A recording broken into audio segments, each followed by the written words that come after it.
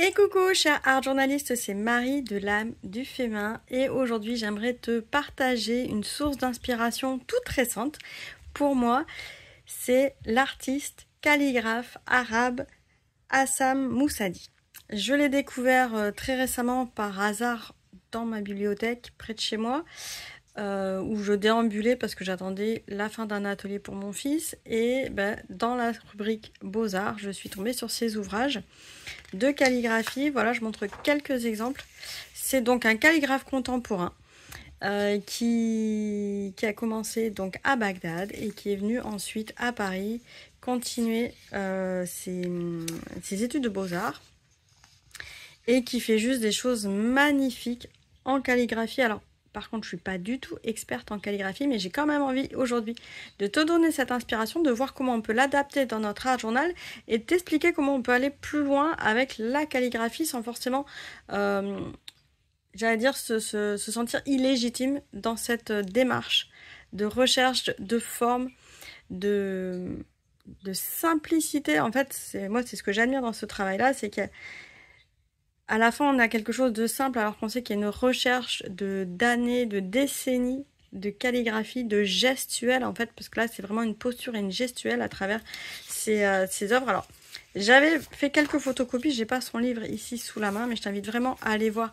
son site. D'ailleurs, je vais mettre son site sous cette vidéo et également une petite vidéo de présentation de qui il est et quelle est sa philosophie, parce qu'il y a aussi toute une philosophie avec cette démarche artistique et calligraphique, parce que la calligraphie a quand même quelque chose de particulier. Ce n'est pas de l'art abstrait. Là, on est effectivement sur une déformation de l'écriture de la lettre première. Il n'empêche que c'est pas du tout abstrait, il y a vraiment quelque chose d'écrit. D'ailleurs, ici, à chaque fois, il y a une citation qui est reprise en langue arabe. Alors, malheureusement, je connais pas l'arabe et je connais pas beaucoup de langues en dehors du français. Mais voilà, là, c'est une calligraphie de la citation de Saint-Exupéry. On ne voit bien qu'avec le cœur. Donc ça, c'est vraiment la particularité de la calligraphie. On transmet vraiment la vibration des lettres à travers le geste. Et là, en plus, cet artiste-là, Hassam Moussadi, il le fait aussi à travers la couleur. Voilà, là, j'ai pris que des exemples en bleu-vert, mais il fait des choses extraordinaires avec le rouge, avec forcément l'encre de Chine en noir. Et donc, moi, je me suis amusée. Je me suis amusée parce que j'ai toujours eu cette curiosité pour la calligraphie, pour l'utilisation du calame. L'année dernière, non, l'année d'avant, 2023, j'avais invité Sarah Filion pour justement de la calligraphie, mais là, c'était sur les lettres hébraïques dans une démarche énergétique. Et Dieu sait aussi que les calligraphies hébraïques sont juste extraordinaires. Il y a aussi des artistes qui arrivent à mélanger d'ailleurs plusieurs alphabets différents sur leur même support calligraphié. Moi, je trouve que c'est une très belle démarche de reliance entre les cultures qui est extraordinaire. Et cette année-là, pour le mois d'avril, dans la Creative Alchemy 2025, cette fois-ci, nous allons accueillir à nouveau Ilan pour le lettering. Et on est toujours dans cette démarche graphique de recherche d'esthétique de la lettre et de la transmission à travers la façon dont on utilise la lettre et les codes des lettres. Mais également, on va recevoir Michael qui est un calligraphe de hand lettering. Donc là, on arrive sur la calligraphie plutôt romaine. Pareil, avec des courbes, avec l'utilisation de calame, mais pas que. Voilà, des petits stylos maintenant qu'on trouve, les parallèles pennes, pardon. Je mettrai le lien sous la vidéo. Bon, en fait, ça reprend un calame. Le seul avantage, c'est qu'ici, on n'a pas la problématique de devoir toujours gérer sa quantité d'encre parce qu'en fait c'est un stylo plume tout simplement.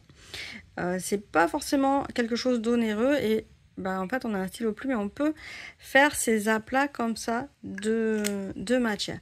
Donc je te mets le lien là sous la vidéo pour participer également à la Creative Alchemy 2025. Et si tu veux tester la Creative Alchemy, tu n'y es pas encore, il y a l'expérience 0, tu peux t'inscrire sur le site pour tester le type d'ambiance et l'atmosphère qu'il peut y avoir.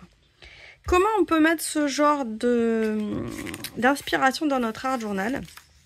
Quand bien même, enfin moi personnellement, je n'ai pas une volonté à apprendre la calligraphie arabe et les typologies arabes plus que ça.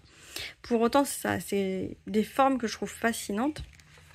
Et donc je me suis amusée ici à reproduire ces formes déjà par rapport à l'alphabet que je connaissais et au mouvement. Parce que là on arrive sur un mouvement pas que au niveau des doigts, hein, mais on est vraiment sur une gestuelle corporelle où l'ensemble du corps va être mobilisé. Voilà, donc j'ai fait quelques petits tests et je me suis dit il faut que j'arrive à trouver comment le mettre dans mon art journal, tout ça. Donc là c'est un dernier exemple de Hassan Moussadi. J'invite vraiment à découvrir cet univers, c'est juste fantastique, et au niveau des références culturelles, des citations qu'il utilise, et au niveau esthétique, c'est juste fantastique. Pour faire ces aplats, qu'est-ce que j'ai utilisé? Parce que, alors oui, en calligraphie, on peut utiliser donc des calames, c'est des morceaux de bambou tout simplement qui sont biseautés. On peut utiliser des pinceaux. Il y a des outils particuliers hein, pour la calligraphie arabe très plat. Et moi, j'ai fait mon outil fait maison. Je crois que tu le connais déjà. C'est la carte de fidélité. Et oui, on revient toujours à cette fameuse carte de fidélité, n'est-ce pas, qui est vraiment un couteau suisse du Mix Media. On peut aussi utiliser bien évidemment des spatules, des choses comme ça. L'avantage de la carte de fidélité, c'est qu'on l'a déjà, et en général, il y en a plein qui ne nous servent plus. Donc c'est une bonne façon de les recycler. Et dessus, j'ai rajouté, comme tu peux le voir, un morceau de velours. Donc ces morceaux de velours, on les trouve dans les magasins de bricolage. En général, c'est pour faire des revêtements à l'intérieur des placards, des choses comme ça. C'est Sarah Fillon qui m'avait donné cette astuce de pouvoir coller ce genre de velours. Et le velours va pouvoir s'imprégner de l'encre de Chine qu'on va mettre ici et nous permettre de redéposer sur le papier. Alors, petite démonstration. Ici, j'ai pris un livre altéré dans lequel je viens régulièrement essuyer mes pinceaux. Voilà. Et qu'est-ce qu'on fait toujours tout ça? C'est souvent la question qu'on vient se poser. Qu'est-ce qu'on fait de ces essuyages de pinceaux? Moi, je fais plein de choses. Là, il n'y a pas très longtemps, j'ai fait juste des fleurs. Ça m'a détendu. Il y avait cet essuyage de pinceau en fond. Voilà, juste purement esthétique et dans le côté esthétique de détente. Là, c'était vraiment dans une volonté de me détendre. Ça peut être de plein d'autres choses. Voilà, des fois, je fais juste des petits gribouillages dedans. Et donc, aujourd'hui, j'ai pris une petite coupelle avec de l'encre de Chine dedans. Je peux mettre le lien aussi sous la vidéo. Donc, on est sur la marque Sennelier. Hop, je sais pas si ça se voit bien. Avec le soleil, là, c'est pas terrible. Donc, encre de Chine à la pagode, pardon. J'en suis pas encore à faire mes encres de Chine, mais les vrais artistes calligraphes font aussi la dilution de leur encre de Chine.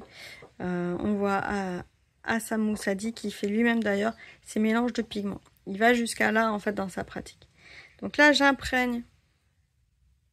Là je l'ai fait dans l'autre sens en fait. Je me suis fait une deuxième carte de fidélité pour qu'elle soit pas tout à fait la même largeur. Hop. Et ben c'est parti, on va s'amuser à faire les courbes.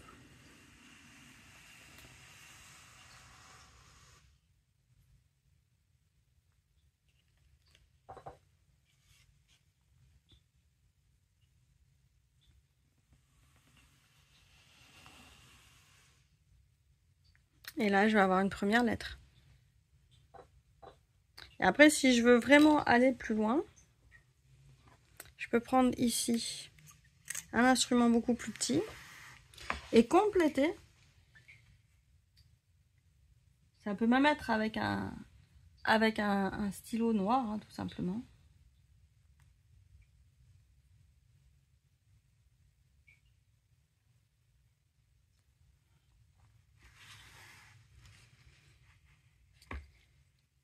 Mon mot. Et donc là, on a toute la vibration de la lettre A avec derrière la suite de mon mot, un fond qui était déjà fait.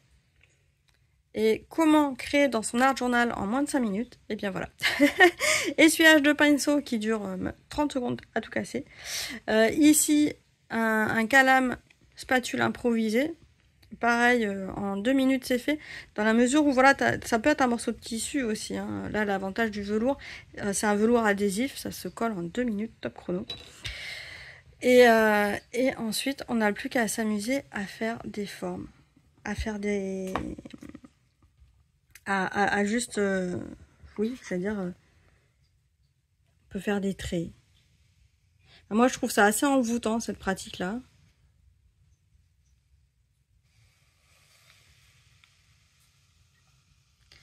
On a aussi cette imperfection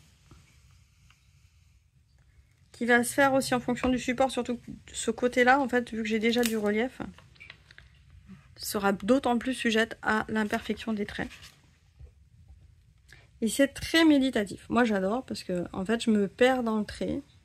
Assa me le dit dans la vidéo, je vais la partager en dessous, une petite interview qui a été faite par les bienfaits de l'art, la chaîne Les Bienfaits de l'art. Et il le dit, en fait, on suspend sa respiration quand on est en train de calligraphier. C'est vraiment... on est suspendu entre deux moments. Le moment page blanche et le moment après, avec la diffusion du message qu'on a calligraphié. Et c'est pendant cette suspension que va se déposer l'énergie, le geste, et c'est cet instant magique, en fait, c'est assez indescriptible finalement. Donc je t'invite à avoir cette curiosité, à te faire ta petite spatule toi-même, en prenant des matières au fond de ton placard, ou peut-être que tu as déjà la spatule DG, ou encore à prendre un pinceau. Il y en a qui le font au pinceau, mais au pinceau on ne va pas avoir un trait aussi fin sur les bords. Enfin, ça dépend du pinceau peut-être. Et de venir t'amuser à faire ces marques dans ton art journal. Et tu vois que c'est très couvrant. Moi, j'aime bien. C'est très graphique. Et de s'inspirer également des formes qui sont j'allais dire, exotiques pour moi. Parce que moi, je suis française. Peut-être que les formes françaises sont exotiques pour les autres. C'est possible aussi. Mais en tout cas, c'est s'inspirer d'autres mondes. Et je t'invite ensuite, si tu as envie d'aller plus loin sur la calligraphie, donc sur le coup... calligraphie romaine, de t'inscrire à la Creative Alchemy 2025 parce qu'on a un superbe atelier de Michael qui nous attend, un atelier qui dure 2 heures, une expérience de 2 heures pour vraiment apprendre à utiliser ce genre d'outils, que ce soit sous forme d'ailleurs de parallèle pen, donc de stylo plume qui ont déjà la cartouche encre, ou simplement la fameuse plume plate de quand on était enfant, enfin j'allais dire ça dépend des âges, mais qu'on connaît à côté de la plume sergent majeur. Dis-moi si c'est ce genre de graphisme ou ce genre en tout cas de forme et d'outils, tu aimerais les utiliser davantage dans ton art journal. Est-ce que ça te parle ou pas? Est-ce que tu l'as déjà fait? Je suis curieuse. Et on se retrouve très bientôt dans une prochaine vidéo. Amuse-toi bien, ciao ciao.